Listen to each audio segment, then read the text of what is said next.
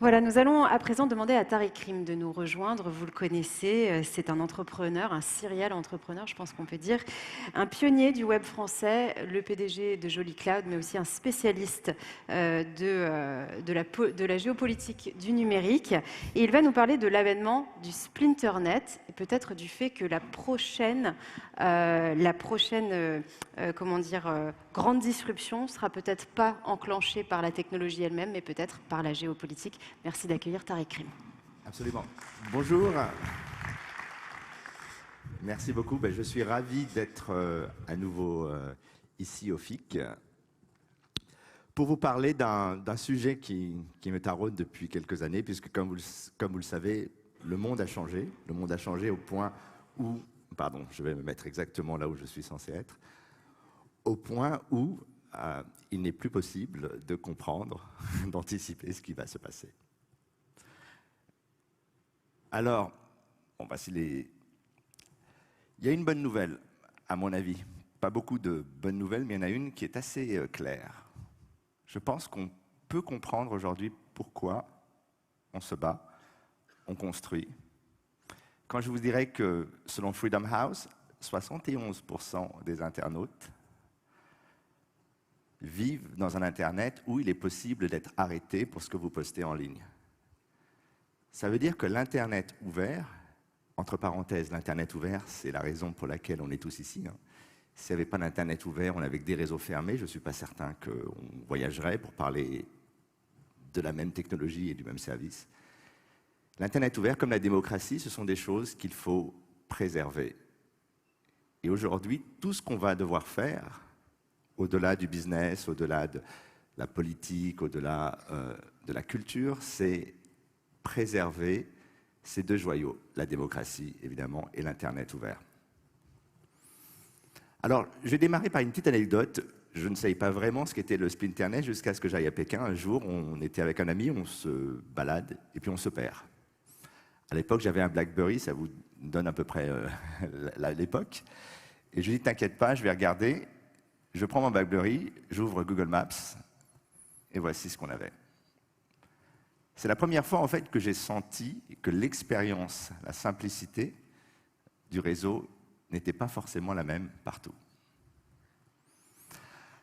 Ce qui m'amène à me poser une question essentielle qui est, est-ce que demain on aura 1, 2, voire 3 Internets? Est-ce que finalement cette idée d'avoir un Internet commun est une idée qui peut, survivre?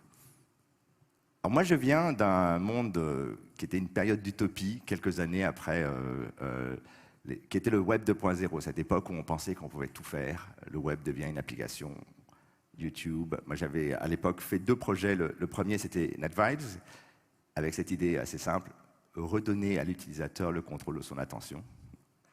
Et puis plus tard, Joli Cloud, qui a été redonné à l'utilisateur le contrôle de ses données sur le cloud.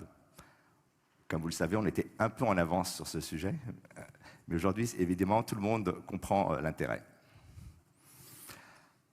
Moi, ce qui m'a gêné en tant qu'entrepreneur, au fur et à mesure que j'allais aux États-Unis, que je voyageais un peu partout dans le monde, c'est qu'on était passé d'un Internet où on était actif à ce que j'appelle le Passenger Seat Innovation. Les plateformes sont construites, on va bâtir dessus, on ne les remet pas en question. Mais quand on sait l'histoire de l'Europe et la contribution de l'Europe à ce qui est devenu l'Internet, ça a été essentiel. Linux, le web, le MP3, le MPEG, la voix sur IP, IRC, MySQL, Python. La liste est évidemment extrêmement longue. Et ça, c'est une question qui me taraude à chaque fois. C'est pourquoi, dans un continent qui a été extrêmement productif, avec des ingénieurs d'une qualité absolument essentielle, on est tous d'accord, on voudrait se cantonner à cette innovation du siège passager. Alors moi, il y a un événement qui a fondamentalement changé, hélas, ma perception des choses. Ce sont évidemment les attentats du 13 novembre. Étant en retard à un rendez-vous, c'est la seule raison pour laquelle je suis encore ici avec vous. Et ce qui m'a énormément gêné, c'est qu'effectivement, les réseaux sociaux, l'Internet, donc finalement la chose que j'aimais le plus au monde, était devenu le catalyseur de la haine, de la folie, ce que j'appelle parfois la radicalisation algorithmique. Donc je me suis intéressé à cette idée de comprendre, avec notamment l'idée d'un slow web, comment on pouvait construire un web qui, au lieu d'exciter, de rendre fou, pouvait apaiser. Alors aujourd'hui, on a beaucoup parlé de Web 3 et là, ce que je vais faire plutôt, c'est vous parler des 3 web, parce qu'effectivement, l'Internet est en train de changer. Le Splinternet, c'est un terme qui a été utilisé par un think tank américain qui s'appelle le Cato Institute, ça date de 2001. Mais vous allez vite comprendre finalement comment les choses se sont faites. On va un peu faire une brève histoire de l'Internet vue par cet angle. Donc, 1994, la Chine, enfin, se connecte à l'Internet. Il aura fallu 3 ans pour qu'ils mettent en place ce qu'on appelle The Great Firewall of China. Donc, très rapidement, la Chine a dit, si le système est un système ouvert, puisqu'on avait dit l'Internet va amener les valeurs de la démocratie, c'est souvent plutôt les valeurs du libertarianisme américain. Information wants to be free, qui a été pendant longtemps la Stuart Brand, qui a été un peu la doxa de l'Internet. Évidemment, ce n'est pas très compatible avec la vision locale.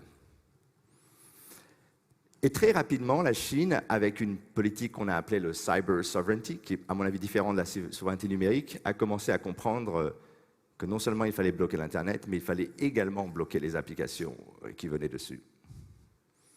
Et puis finalement, on a dit aussi, bah, écoutez, il y a des applications, notamment l'iPhone, qu'on ne peut pas vraiment bloquer, Android également, mais par contre, on va créer des règles nouvelles.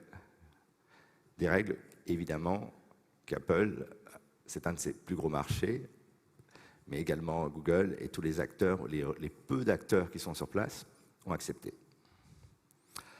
Alors, ce qui est intéressant, c'est que l'Internet a non seulement commencé à fragmenter le monde, mais a aussi commencé à fragmenter les pays de l'intérieur. C'est ce que j'appelle, c'est un terme inventé, le splintranet. Et d'une certaine manière, on est désormais dans un monde où la stack technologique de base s'est radicalisée. Je donne un exemple très simple. Le Parti républicain aux États-Unis attaque Google parce que les emails qui sont envoyés par les politiques sont mis dans une section spéciale. En fait, ce sont souvent des emails non désirés et on les met dans une catégorie spéciale qui ne les rend pas immédiatement visibles.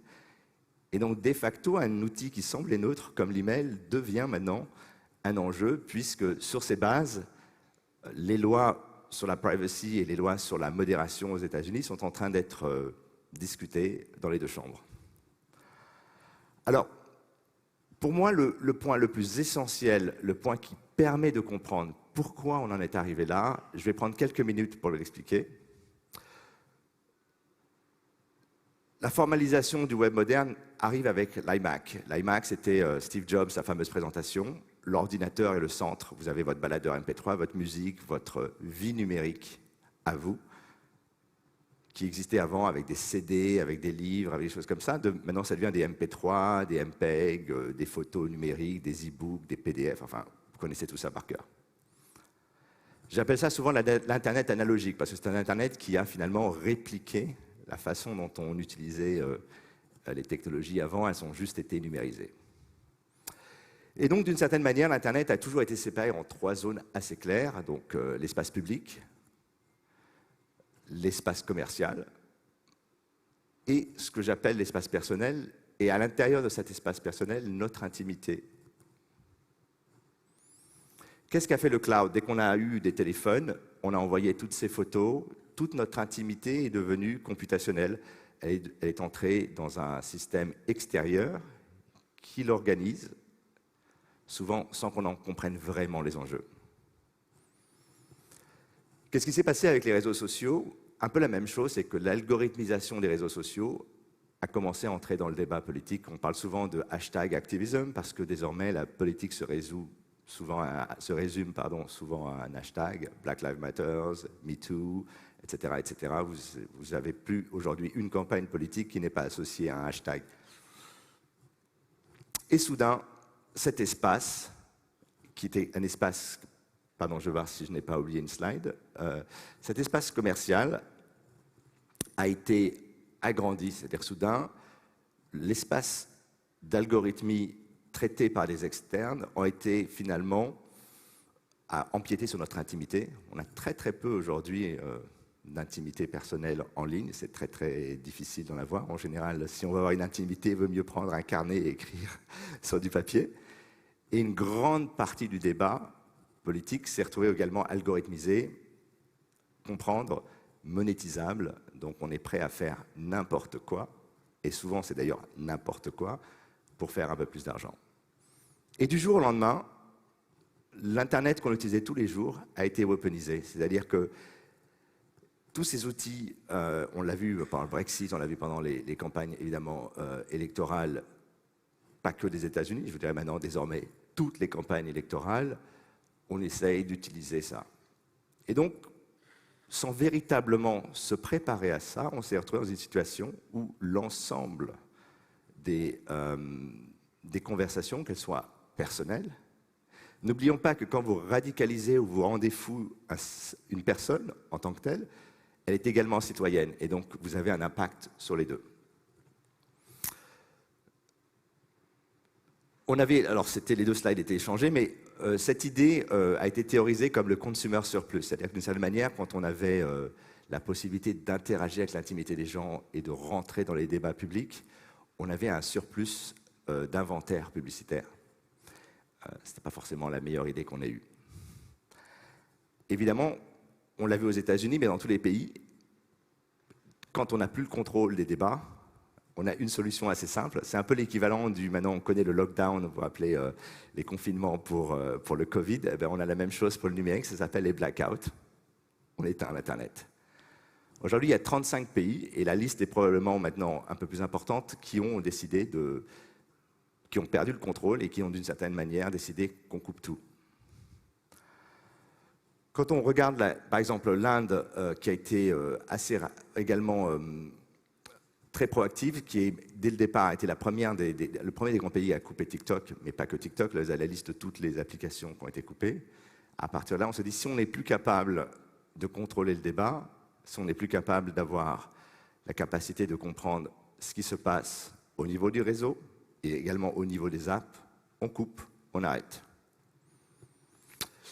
En Europe, le principal outil qu'on a été la régulation. Mais la régulation, c'est un framework. Après, la question, c'est de savoir est-ce que c'est is it enforceable ou pas? Est-ce qu'on l'applique ou pas?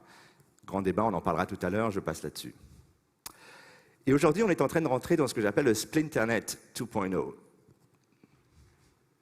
Évidemment, depuis Trump, probablement bien avant, et également avec Biden, on est rentré dans une nouvelle phase, ce que le chercheur Julien Ossetti appelle souvent, il parle de la militarisation des interdépendances économiques.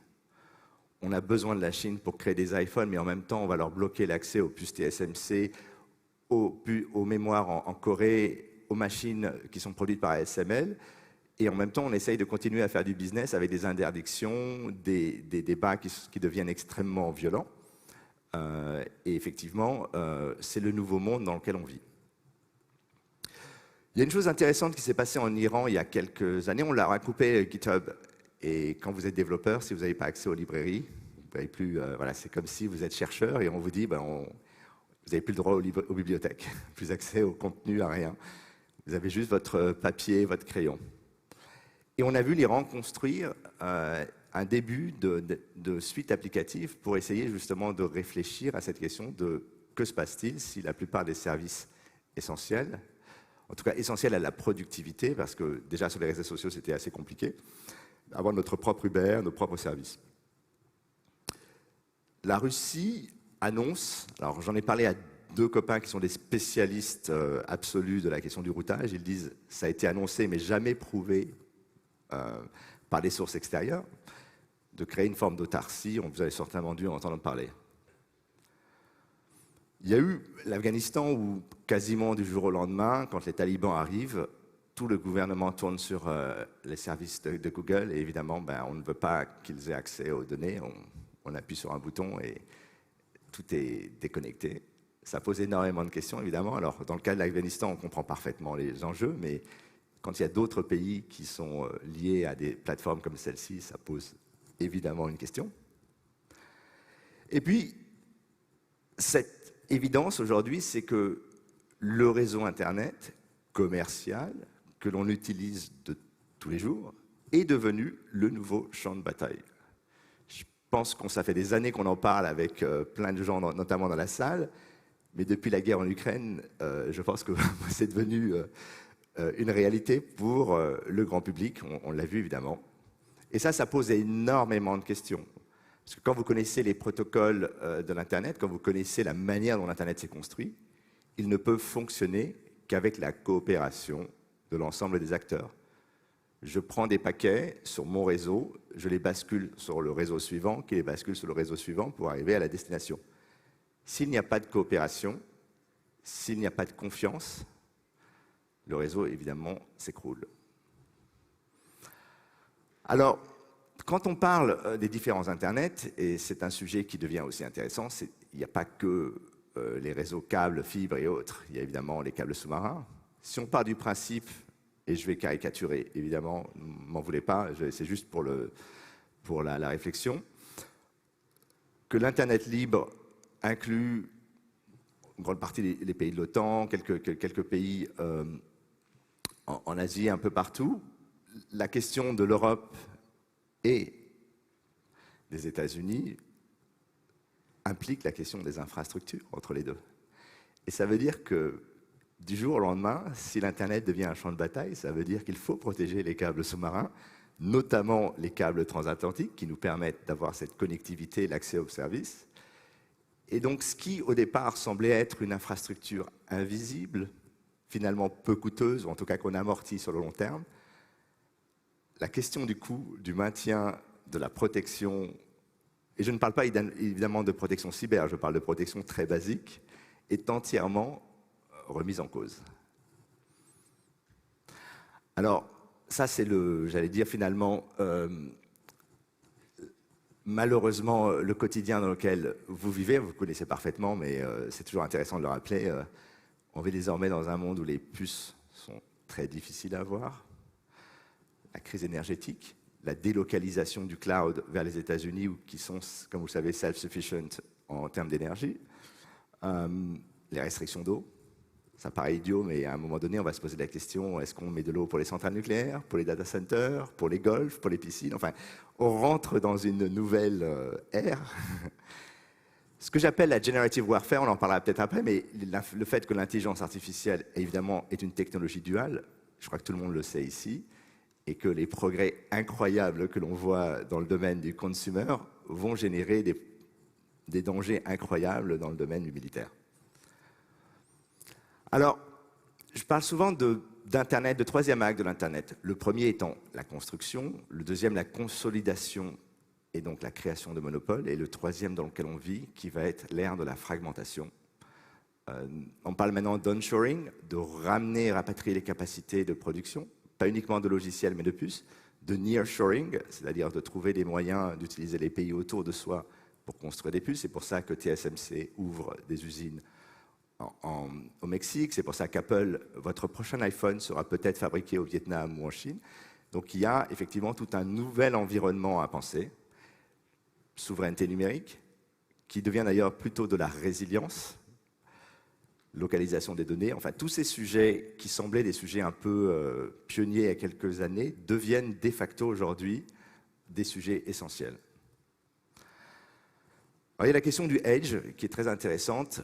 Ça c'est une photo dans un endroit quelque part en Europe où il n'y a plus de connectivité et il faut pourtant avoir accès à l'Internet. Et ce que je trouve très intéressant dans les nouveaux conflits, intéressant, j'entends d'un point de vue observé évidemment, c'est que désormais, vous allez devoir venir avec votre propre Internet, parce que vous ne pouvez pas faire confiance à l'Internet local, notamment quand vous allez opérer des drones, quand vous allez opérer des clouds tactiques, quand vous allez opérer des choses. Donc en fait, la vision de fonctionner dans un Internet qui est devenu un champ de bataille actif va nous obliger à inventer de nouveaux services, à avoir de nouveaux paradigmes. Et ces paradigmes, qui sont déjà expérimentés dans le domaine militaire, vont arriver dans le domaine commercial et vous allez commencer à voir des offres de edge computing intelligentes qui proposeront à la fois la connectivité, la sécurité et l'enclave. Enfin, vous allez avoir un nombre d'offres incroyables. Donc, malgré tout, dans notre malheur, il y a quand même une capacité à inventer un peu partout. Et ce que je trouve intéressant, c'est que, je ne l'ai pas mis ici, mais en Europe, il y a un nombre incalculable de sociétés qui bâtissent des briques technologiques intéressantes. Alors, il y en a évidemment aux États-Unis, un peu partout, mais je voulais mettre l'accent sur le fait qu'on sait faire des choses. La vraie question maintenant, c'est comment on assemble les choses ensemble pour en faire quelque chose qui a du sens, qui a de la valeur commerciale, de la valeur technologique, de la valeur stratégique. Et ça, c'est un enjeu, évidemment, l'enjeu principal des prochaines années. Et puis voilà, donc je voulais simplement vous dire en guise de conclusion que je me suis décidé cette année à lancer un nouveau think tank sur ces questions, parce que pour la première fois, moi qui ai fait de l'Internet du online depuis 40 ans, je ne sais pas de quoi le monde sera fait dans 5 ans. Et effectivement, ça devient une question essentielle et j'aimerais qu'on puisse y réfléchir ensemble.